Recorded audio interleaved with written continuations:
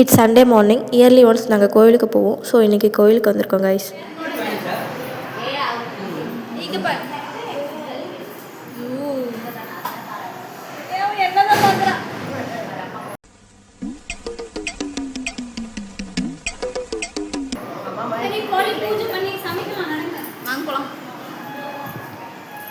எங்கப்பா சுந்தரபாண்டி? எங்கப்பா?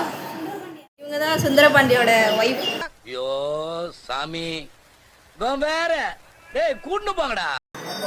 அவ்வளோதான், வேட்டியை மடிச்சு கட்டினா நாங்கள் அவ்வளோதான். சூனாப்பானா சுப்ரீம் கோர்ட்டே வந்தாலும் உன்னை ஒன்றும் பண்ண முடியாதுடா.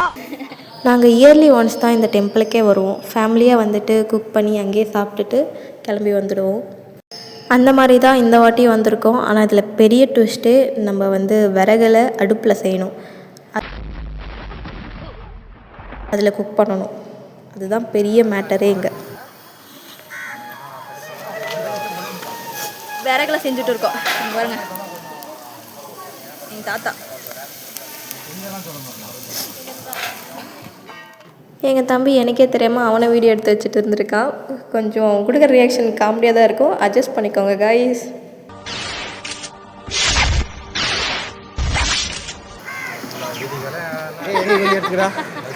போதுமா?